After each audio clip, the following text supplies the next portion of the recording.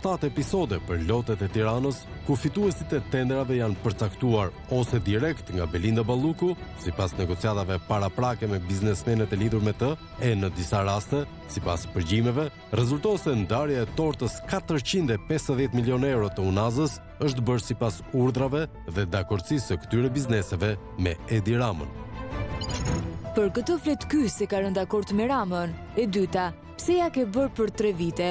Se është çmenduri. Merru me koto se do të më çmendësh. Sqaroj atij kurve që nuk do të hapin proceset e reja se nuk lejojnë financat. Okej. Çfarë janë këto supervizione që pas ke hap ti? Po pra, për 3 vite janë të mirëmbajtjes. Kanë mirëmbajtje supervizion? I ke hapur ti?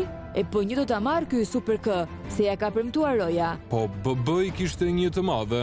Unë ndava që të akomodohesh më shumë. S'më pëlqen fare që unë nuk e di se çfarë bën ti. Po këtë doj.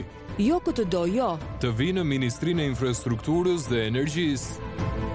Në një nga episodet, për një nga lotet, SPAK ka arritur të sigurojë prova për abuzim, e pjesë e abuzimit janë personazhe me lidhje të forta me Belinda Ballukun. Kompania 4AM e Ardit Metalie, të cilin Plug e ka denoncuar edhe kohë më parë, rezulton si përfituese e një prej këtyre loteve në bashkëpunim me kompaninë ED Konstruksion dhe IDK Konstruksion. Kjo zbulohet nga hetimi i SPAK që për tenderin e dhënë kompanisë 4AM, Belinda Balluku ka konsumuar të paktën 4 vepra penale. Emisioni Plug ka mësuar